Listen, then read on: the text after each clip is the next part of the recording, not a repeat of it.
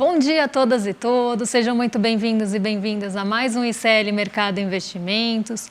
Hoje, quinta-feira importante porque a gente tem divulgação aí de dados de inflação aqui no Brasil, divulgação de dados de inflação lá nos Estados Unidos. À noite a gente tem divulgação lá na China também da inflação ao consumidor e ao produtor. Um dia bem recheado de indicadores se o resto da semana não estava, né? Então hoje a gente começa a ter os primeiros indicadores sendo divulgados, mas ainda em relação a dezembro de 2023, que vai aí ser crucial, principalmente nos Estados Unidos, para definir se tem alguma sinalização de corte na taxa de juros por lá. E a gente tem outros assuntos aí para falar também. A gente vai falar da CNI, mostrando aí que os gastos foram reduzidos pelas pessoas. Vamos falar de imposto de renda também. Então tem um monte de assuntos para a gente tratar com vocês hoje, mas antes de tudo isso, André, bom dia, como você está? Bom dia, Débora. Bom dia a todos os nossos telespectadores. Só a inflação e finalmente, parabéns, Bob Fields. Você não vai precisar fazer cartinha explicando porque você estourou a meta. A inflação ficou dentro da meta nesse momento. Vamos falar também do imposto de renda, mostrando uma desigualdade absurda que tem aqui do brasileiro, porque quem ganha entre 4 mil e quem ganha 4,1 milhões por mês, ou seja, essas duas diferenças bem gigantescas, pagam basicamente o mesmo imposto de renda, né? Então é uma coisa que a gente precisa dar uma corrigida, né? E a gente vai explicar o porquê disso, né? Temos a pesquisa da CNI mostrando aí que os brasileiros cortaram despesas nesse ano. Temos os dados dos Estados Unidos, a gente vai fazer uma retificação, inclusive ontem, que a gente acabou mostrando os dados do Banco Mundial, então a gente vai retificar hoje aí porque a gente acabou mostrando alguns dados que estavam incorretos, então hoje a gente vai fazer uma retificação, jornalismo de verdade assim, a gente erra, então a gente tem que corrigir isso. Mas vamos começar hoje então aí já com a nossa agenda, Débora, só para avisar a todos, a gente teve alguns problemas técnicos, então a gente não conseguiu aí fazer o design, né? Então os designs aqui foram nós mesmos, economistas. Então, vocês vão ver que como economistas somos péssimos designers. Então, vamos falar aqui então agora da nossa agenda, Débora? Ainda bem, né, que somos péssimos designers, né? Aí a gente tem designers capacitados para tal. Então, não reparem que a agenda está feia hoje, porque ela está mesmo e a gente também assume quando isso acontece. Então, hoje a gente teve a divulgação lá, começando pela França, na verdade é o OCDE divulgando na França o CPI, Índice de Preços ao Consumidor da OCDE hoje, relativo a novembro ainda, então aí é um dado mais antigo. Depois, às 9 horas, a gente tem o IBGE com as suas divulgações de inflação, então saiu o IPCA, saiu o INPC e INCC hoje, então todos referentes a dezembro de 2023, a gente vai falar bastante de IPCA aí com vocês. Depois, agora às 10h30, esse dado bem fresquinho, já está aqui até montado também para vocês. A gente vai falar dos índices de preço ao consumidor e do núcleo do índice de preços ao consumidor, o CPI dos Estados Unidos. Acho que o dado mais aguardado aí da semana era esse. Então, a gente vai trazer para vocês aí como é que ficou a inflação, se ela ficou dentro do esperado, ficou fora do esperado. Vamos aí falar disso. A gente tem também alguns dirigentes do Fed falando hoje. Então, ontem foi o que trouxe aí o maior peso, vamos pensar assim. Já no fim do pregão foi justamente a fala do presidente de Nova York do Fed. Hoje a gente tem outros discursos aí programados para a agenda, mais à tarde, né? Não tão no fim da tarde. Isso também pode mexer aí com o mercado durante a tarde. E a gente tem também dados de emprego, né, de mercado de trabalho dos Estados Unidos saindo hoje, ponto que também pode mexer com aquelas expectativas para os juros futuros por lá. Depois a gente tem índice de preços ao consumidor na Argentina, também saindo hoje. O Peru vai mostrar aí qual que é a sua decisão de política monetária ao longo do dia. E lá no finzinho do dia, às 10h30 da noite, a gente tem a China divulgando o CPI e o PPI, dois índices de preços bem aguardados também nessa semana. Então hoje a gente começa a ter um pouquinho de movimentação em janeiro, porque até então a gente estava quase no marasmo de agenda, né? Acordamos então, né? O mundo acordou, finalmente dados importantes sendo revelados aí agora, né? Mas vamos começar a fazer nosso giro pelo mundo, né? Já vamos colocar a notícia que está no nosso site aí, aquela notícia que todo dia a gente pede para vocês darem uma olhada, que vai informar vocês aí de tudo que vocês precisam saber dentro do mercado, bastante mastigadinho, mas bem completa essa notícia que sempre sai todas as manhãs, né? Mas, Débora, como que os mercados estão? A Ásia, né, nosso primeiro mercado que fecha, e como que estão os mercados asiáticos nessa manhã? Animados. Animados? Os mercados asiáticos estão animados hoje, acordaram de bom humor, fecharam, foram dormir de bom humor também, porque a gente tinha ali uma movimentação bem favorável vindo de Nova York ontem. Então, a gente teve um dia positivo em Nova York na quarta-feira. Então, foi um dia que os índices lutaram para tentar ficar mesmo, chegar no positivo. Não foi o caso do Ibovespa. O Ibovespa acabou indo na direção contrária, ficou no negativo, até por motivos aí de expectativa mesmo. As expectativas em relação ao IPCA, em relação aí ao CPI, estavam bem grandes e começaram a gerar uma certa ansiedade aí nos investidores. Isso fez com que as taxas de juros futuras aqui do Brasil, né, as negociações, as expectativas para os juros futuros subissem. E a gente teve aí, em relação a isso, uma queda da Bolsa. Quando a gente tem as taxas de juros ou as expectativas para os juros subindo, a gente tem um movimento contrário na Bolsa, porque a gente começa a ter aí não só uma precificação dos ativos diferentes, mas também a gente passa a ter uma maior aversão ao risco. Então, isso foi o que aconteceu aqui no Brasil ontem. E a gente teve um outro fator bem importante aí, porque as commodities acabaram também não tendo um dia positivo. O petróleo, que estava se recuperando, voltou ali para o terreno negativo. Até tinha falado para vocês, quando os dados de estoque de petróleo dos Estados Unidos vão sair hoje, fiquem atentos a esse dado, porque isso pode mexer com o petróleo, que está muito sensível. E foi o que aconteceu, os estoques ficaram acima do esperado e o preço do petróleo caiu. O petróleo está num momento bem delicado, então qualquer ali movimentação, qualquer notícia em relação a petróleo já vai mexer com o preço da commodity. Isso aconteceu ontem. Então, a gente teve petróleo caindo e minério de ferro caindo de novo. Né? Então, a gente teve duas ações bem pesadas aí do nosso índice indo para o terreno negativo, a Vale e a Petrobras, e também as outras mineradoras e siderúrgicas bem no terreno negativo. Então, ontem, Brasil na contramão do restante, Brasil aí por questões mais locais e também das empresas ligadas às commodities. Nos Estados Unidos, a gente teve um movimento contrário. A gente teve um dia começando bem morno, perto da estabilidade, e depois que o John Williams, que é o presidente lá do Fed de Nova York, falou no fim da tarde, as bolsas deram uma esticadinha.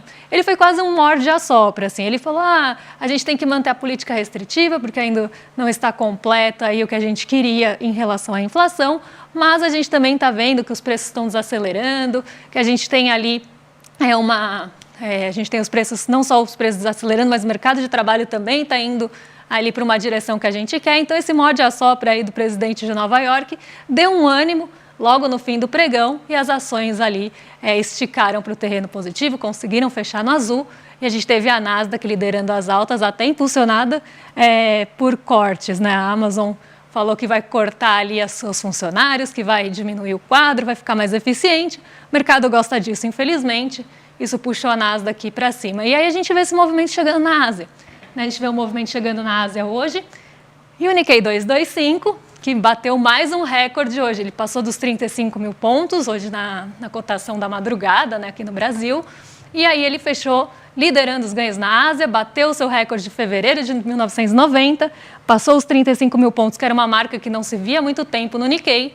Então, o Nikkei 225 não só influenciado mais por esse movimento de Nova York, mas também aí por um movimento mais otimista no Japão. Então, esse é o quadro da Ásia hoje, muito impulsionado e muito puxado aí por Nova York. Esse mercado aí gosta de um desemprego, né? Quanto mais desemprego, parece que o mercado gosta mais, né? Mas vamos para o Brasil então agora, Débora, porque o dado mais importante do dia é o IPCA, né? O que vai realmente influenciar, né, a vida dos brasileiros é o IPCA. E parabéns, Roberto Campos Neto, a gente conseguiu fechar o IPCA finalmente dentro da meta, né? Terceiro ano lá, no que tão competente aí que ele fala assim, né? O que todo mundo coloca como tão competente, o Roberto Campos Neto, aí conseguiu fechar o IPCA dentro da meta. O IPCA mensal foi de 0,56, um pouco mais acelerado do que estava se vendo nos últimos meses, e a explicação é bem simples. a gente está tendo problemas alta no preço dos alimentos nesse momento, né? Justamente por causa das condições climáticas adversas. A gente está mostrando isso aí, não estamos falando hoje, não é desculpa, a gente já está falando isso há algumas semanas, até alguns meses, que esse calorão e essas chuvas vão reduzir a quantidade de produção de alimentos e isso vai influenciar no preço disso. Vamos agora ver, primeiramente, os principais pontos aí, lembrando que fomos nós que montamos os gráficos, né? Mas vamos ver o gráfico aí que eu montei especialmente para vocês aí, mostrando o preço, mostrando aí o que cresceu, o que caiu aí dentro do IPCA. A gente vê que você teve, ó, essas faixas mais abaixo aqui do gráfico, elas são basicamente alimentos. Você vê, arroz cresceu 5,81%. Não tem todos os nomes aqui, até peço perdão, acabou dando algum problema no gráfico, mas a gente vai falando aí para vocês. Ó. O arroz cresceu 5,81%. O feijão cresceu, teve alta de 13,8% aí. A batata subiu 19%. O tomate subiu 4,83%, você teve as hortaliças subindo 3,7%, frutas subindo 3,33%, carne bovina subindo 0,55%, a única baixa relevante foi do leite de 1,26%.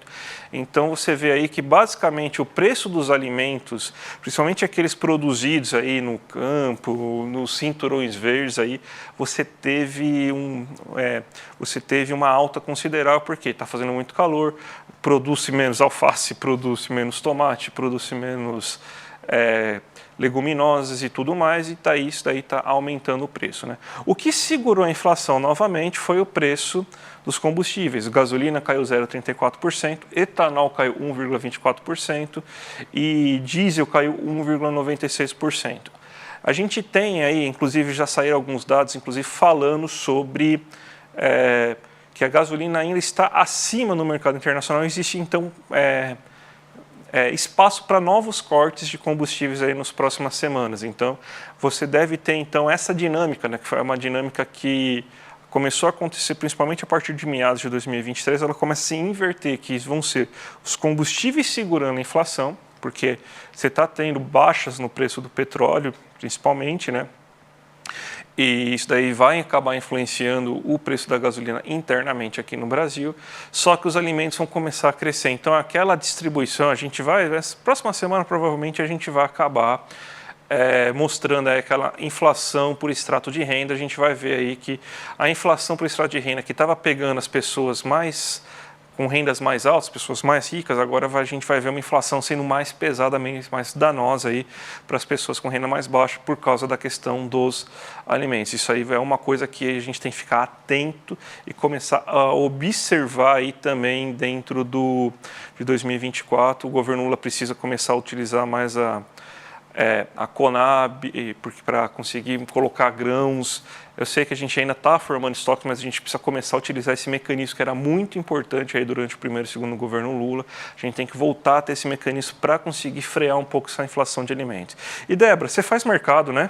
Faço mercado. Faz compras na feira, paga seus boletos, né? Pago boleto. Então a gente sempre tem aqui a nossa tabelinha para mostrar aqui para vocês como que mudou então a vida aí, da inflação aí, se vier um aumento de boleto, se você teve um aumento no seu lazer. Então o próximo gráfico vai mostrar isso aí para vocês. Então o que a gente tem é o seguinte, ó, você teve que o que mais cresceu mesmo foi a feira. Feira subiu 5,3%, até em conjunto aí com o que a gente tinha falado, que realmente os alimentos que estão puxando a inflação, principalmente esses alimentos que a gente compra na feira, os in natura, né? A gente tem que o açougue cresceu, né? Você teve um aumento de 0,64% esse mês, né? Você tem que o mercado, que a gente compra alimentos industrializados, produtos de limpeza e tudo mais, seja, o mercado em si, ele nem cresceu tanto, ele só subiu 0,37%, porque você teve, ao mesmo tempo que você teve alta no preço de alimentos in natura, produtos de limpeza e outros produtos que a gente compra no mercado tiveram queda, né? Os boletos também não tiveram alta muito relevante, 0,26%, e o lazer do brasileiro também não teve uma alta muito relevante, teve uma alta de 0,53% aí nesse mês. Aí a gente vê aí como que acabou o ano do brasileiro, se ele consome, como que foi o preço do brasileiro nas diversas categorias de gasto que ele tem, né? O brasileiro ele gastou bem menos no açougue esse ano, 10% a menos no açougue do que ele gastava no ano anterior. A feira do brasileiro aumentou 3%, principalmente por causa desse esticão que a gente teve aí nesses últimos meses. Então, por causa desse aumento do preço dos alimentos, in natura você teve um aumento, por exemplo, da batata, cebola, cenoura e tudo mais. A feira do brasileiro ficou 3% mais cara. O mercado brasileiro, ou seja, o supermercado, não o mercado que mora na Faria Lima, ele teve uma queda de 1,2% aí em relação aos gastos. Então, o brasileiro está conseguindo comprar mais coisas no mercado que comprava anteriormente. Os boletos subiram mais, inclusive, que a própria inflação. A inflação acabou em 4,60, né? Então a gente tem que os boletos subiram 6,42% acima da inflação, até para recompor algumas perdas que eles tiveram durante a pandemia. Isso aí os empresários realmente fazem isso, né? Então eles vão acabar tentando recompor perdas, né? Por isso que subiu acima da inflação. E o lazer do brasileiro também ficou mais caro, ficou em 5,51%. Isso aí também é um reflexo do aumento de renda, lembrando que as atividades de lazer são aqueles que têm geralmente os salários mais baixos, né? Então é isso que acontece, eles são muito dependentes do salário mínimo, então quando você tem um aumento do salário mínimo, mais gente procurando lazer, costuma ter um aumento desse preço desses bens. Então, esse é o reflexo aí do que aconteceu durante esse ano aí para o brasileiro, Débora. E a Carolina, aqui da nossa audiência, está falando que sentiu, viu, também. Ela também faz feira, faz hortifruti, ela falou que sentiu no hortifruti aí tanto o preço subindo, como também aí a qualidade caindo. Isso tem uma explicação bem aí visível, né, e que a gente vem falando há muito tempo, que é justamente a questão climática penalizando muito os cinturões verdes aí, onde são produzidos esses alimentos, onde são produzidos esses itens de hortifruti e de feira. Então, nossa audiência está sentindo no bolso também, viu, André? A gente não ia queimar a Amazônia inteira aí sem sair ileso por isso, né? A gente tem que lembrar disso, né? Então, sente-se no bolso, né? Exato, e sente-se no bolso do consumidor, né? Exatamente. Vamos falar agora, então, um pouco do imposto de renda, Débora? Porque saiu uma pesquisa aí do próprio Ministério da Fazenda, muito interessante, né? Débora Freire, que foi a responsável por essa pesquisa, mostrando aí que se você ganha R$4.000 no Brasil, uma renda mais ou menos média que o brasileiro ganha, e você ganha 4,1 milhões de reais por mês, você paga basicamente o mesmo imposto de renda. As alíquotas são assim, o que você paga assim, de porcentagem da sua renda é basicamente igual. Isso aí tem uma explicação, porque quem ganha 4,1 milhões de reais por mês paga imposto de renda, Débora? Paga imposto de renda, André? Não paga imposto de renda. Porque ele geralmente tira isso de lucros e dividendos. Então, isso aí geralmente acontece porque a gente não tem uma taxação sobre juros e dividendos. Então, ele acaba pagando bem menos imposto de renda. A regra é bem diferenciada para ele. Inclusive, nessa pesquisa tem outra coisa bem interessante, que assim, se você separa os brasileiros entre quartis, ou seja, 93%, se você está até os 93% mais pobres do Brasil, você está pagando um imposto de renda. Você paga, acho que até, se não me engano, 11% da sua renda em imposto. Mas se você vai para os 7 últimos, ou seja, 7% das pessoas mais ricas, já pagam um imposto de renda, uma quantidade de imposto menor, 7% apenas aí de sua renda vai. Ou seja, quem é muito rico aqui no Brasil paga muito pouco imposto. Isso aí já é um aquecimento, porque vai começar a ser discutido esse ano, pelo menos promete ser discutido esse ano, a segunda parte da reforma tributária. A primeira foi uma facilitação de impostos, principalmente do consumo, e agora vão começar a discutir a questão da renda, Débora. É uma questão que tem que ser discutida, porque essas disparidades elas são muito aí notáveis, né, no nosso Brasil. E é isso, né, que a gente tem essa isenção aí do imposto dos lucros e dividendos, então a carga acaba ficando muito menor para essas pessoas e a gente aqui, trabalhador, né, com a nossa carga lá em cima. E vamos continuar aí, porque a gente tem aí uma correção para fazer, né? Sim, vamos fazer essa correção aí, porque é importante, né? Vamos falar agora da pesquisa que o Banco Mundial se liberou ontem falando, né? A gente vai acabar pulando, inclusive, essa notícia aí, por causa que acho que é mais importante a gente fazer a correção, né? Questão do jornalismo, a gente vai mostrar os gráficos aí para vocês aí, que a gente mostrou dados errados. A gente não tem vergonha de fazer isso, a gente acabou puxando os dados errados, né? Infelizmente, puxamos um relatório errado. Hoje a gente vai corrigir para vocês aí a notícia que a gente deu ontem. E a gente, quando erra, a gente não só assume, como a gente corrige e fala que errou para falar que estava aí com os dados incorretos para vocês não se basearem naqueles números. E até vou explicar o que aconteceu. O relatório saiu às 9h30 da manhã. E eu, com o meu dedinho muito ali ansioso, já baixei o relatório às 9h30 da manhã. E o link estava jogando para os dados de 2023. E aconteceu quase como a gente, quando assinava cheque com o ano anterior, né? Eles acho que não tinham atualizado ainda o link. Os dados vieram importados da tabela em 2023 e agora a gente tem os dados atualizados já aí de 2024. Então, alguns dados estavam incorretos, principalmente na projeção de 2024 e 2023, e a gente trouxe aí os dados corretos para vocês aí na tela. A explicação estava certa, então a gente tem um crescimento menor aí em 2024 para o mundo, a gente tem uma recuperação gradual da América Latina e Caribe, que deve ser observada aí no próximo ano, na verdade neste ano, né, e no anterior, e a gente tem os países emergentes em desenvolvimento sendo puxados muito pela Ásia, mas agora a gente tem os dados aí corretos. Então o mundo deve ficar com um crescimento real de 2,4%, como falamos ontem, um crescimento bastante baixo para a média mundial, e a gente tem alguns países, né, algumas regiões também puxando esse crescimento do mundo para baixo, principalmente nas economias desenvolvidas. Então aqui a gente vê, né, as economias desenvolvidas no geral saindo de 2,5% de crescimento em 22 para 1,5% em 23 e 1,2% em 24, então espera-se que 24 seja pior do que 23 para economias desenvolvidas no geral. Os Estados Unidos têm um papel nisso, porque ele sai ali de um crescimento de 1,9% em 2022, ela vai para 2023 em 2,5% em 2023 e em 2024 deve cair aí para 1,6%. A zona do euro, que está muito penalizada também, muito fragilizada aí por todas as questões, não só energéticas, mas de sanções aí que impôs aí a guerra da Rússia e Ucrânia, então ela está sofrendo muito ainda, principalmente aí na sua produção industrial e outros pontos. A zona do euro, ela sai de um crescimento de 3,4% em 2022 para 0,4%, um crescimento quase aí nulo em 2023 e deve crescer um pouquinho em 2024, mas ainda aí um crescimento muito pequeno.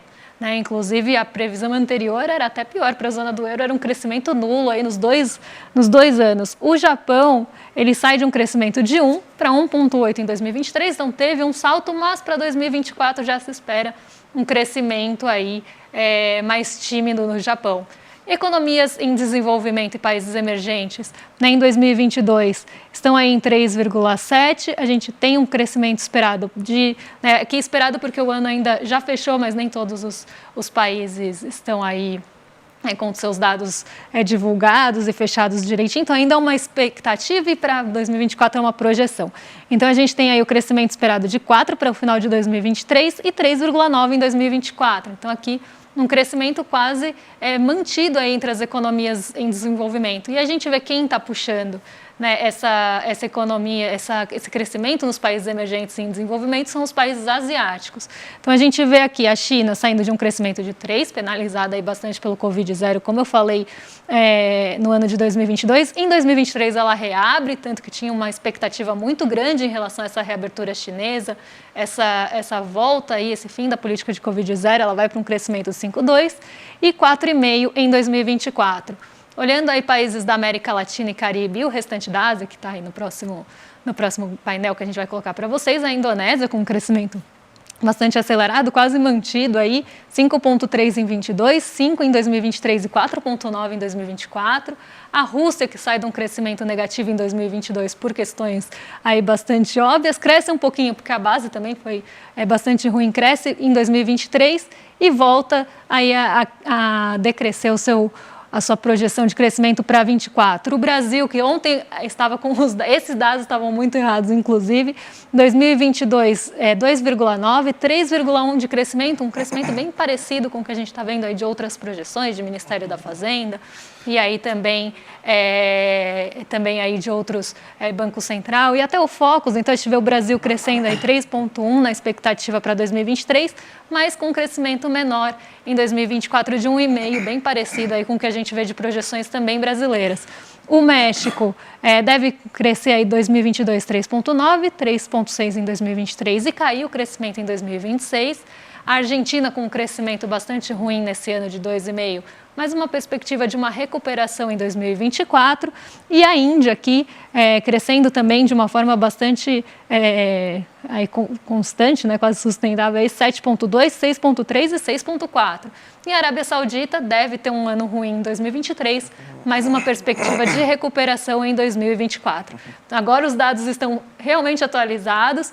Ontem, quando eu percebi que os dados estavam meio confusos, eu nem foquei muito nos dados e foquei na explicação, mas eu achei aí bastante pertinente que a gente trouxesse os dados atualizados realmente para 2024. Ótimo, Débora. Lembrando, né, a gente sempre tem que mostrar a verdade aqui, né? Não tem outras emissoras que passariam reto aqui, mas a gente tem esse compromisso, certo? A gente fala erramos. Erramos, a gente erramos, né? Errata. Vamos agora para a abertura de mercado, mas a gente tem que falar na abertura de mercado um assunto que é a pauta da abertura de mercado hoje, que é o índice de preço ao consumidor dos Estados Unidos, que está influenciando completamente isso. Então, vamos colocar já na tela da Débora aí o índice de preço ao consumidor, porque isso aí vai pautar completamente aí como que os mercados estão reagindo agora, né? Exatamente. Esse era o dado mais aguardado aí pelo mercado, né? A gente tinha do mercado aí de uma forma geral, porque aqui no Brasil o IPCA também era muito aguardado, mas de uma forma geral a gente tem aí o índice de preços ao consumidor, o CPI, como é chamado, o seu apelido. A gente tem ele influenciando muito. Ele era o dado mais aguardado desde a semana passada, né? Eu até diria desde que o FONC divulgou a sua ata de política monetária, esse dado era extremamente aguardado junto ao payroll. E a gente vê aqui, tá? Eu vou até passar aqui para vocês, porque esse gráfico eu consigo passar com vocês. A gente vê que a gente sai de... E aqui a gente está falando de variação anual, tá? Então, em relação ao ano anterior.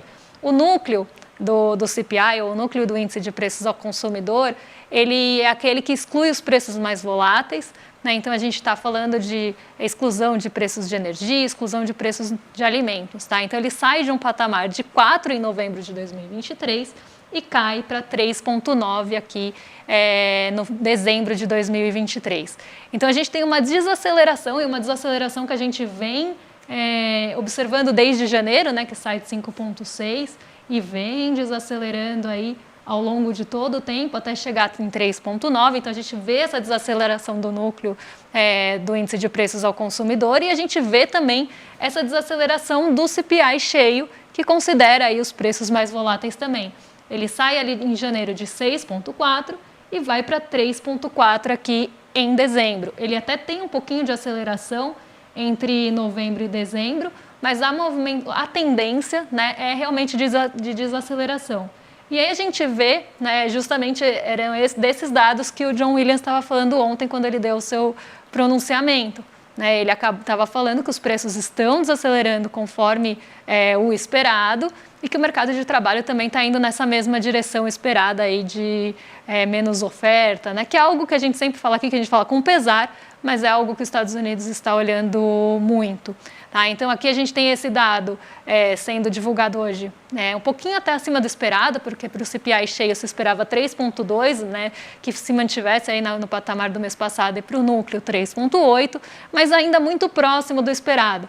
Então, o mercado deve continuar esperando os cortes para março, não é que veio muito fora, mas esperando talvez com uma probabilidade um pouco menor. A gente sai de uma probabilidade de 70% de corte em março para 67% agora depois da divulgação do CPI. Então, o mercado ainda espera, mesmo com o CPI um pouquinho, ligeiramente acima do esperado, que a gente tenha corte aí na taxa de juros dos Estados Unidos em março. E aí eu vou colocar para vocês a abertura do mercado, né, aqui na tela, para a gente ver como é que os mercados reagiram a isso. O Ibovespa ele já vinha se recuperando desde amanhã, mas estava muito próximo do 0 a 0. Inclusive, um pouquinho antes de Nova York abrir, ele chegou a adentrar no terreno negativo, perto da estabilidade, ali com uma queda de 0,02. Ele volta a subir agora depois da abertura de Nova York, então ele está com uma variação aí de 0,28, acompanhando até bem de perto o S&P, então não está com aquele movimento que a gente viu ontem durante a tarde de contramão do Ibovespa, então ele está bem, inclusive, próximo da alta do S&P de 0,30. E aí a gente tem um ponto importante aqui para os dois índices, né? Tanto o S&P como o Ibovespa, eles têm um peso de petróleo bem grande, de empresas ligadas ao petróleo bem grande. E hoje a gente vê uma recuperação mais forte, inclusive, que deve ser mantida aí do preço do petróleo, porque ontem ele caiu bastante depois da divulgação dos estoques, chegou a um patamar aí de 76 dólares por barril. E agora ele volta a se recuperar, se aproximando de novo dos 78 dólares. Então isso deve puxar tanto o Ibovespa como o S&P para cima hoje. Não deve ser um fator aí de queda. Como eu falei, Nikkei 225 continua em alta, Xangai Composto também fechou em alta junto à maioria da Ásia.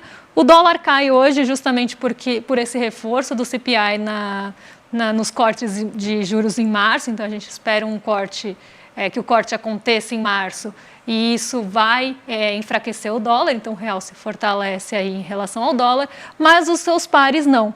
Né? A gente vê que o dólar ainda se fortalece frente aos seus principais pares, e aí puxados até por um enfraquecimento até de euro, a gente vê também aí alguns enfraquecimentos de pares, mas nada também muito relevante, ainda uma coisa bem moderada aí no DXY. Então esse é a nossa abertura hoje aí bastante pautada pelos índices de inflação.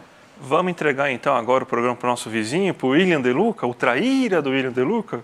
Então, gente, agora fiquem com o Rolê ICL que mudou de horário, 11h30 da manhã, 11h37. Na verdade, ele aguenta uns minutinhos a mais aí, não tem problema disso, né?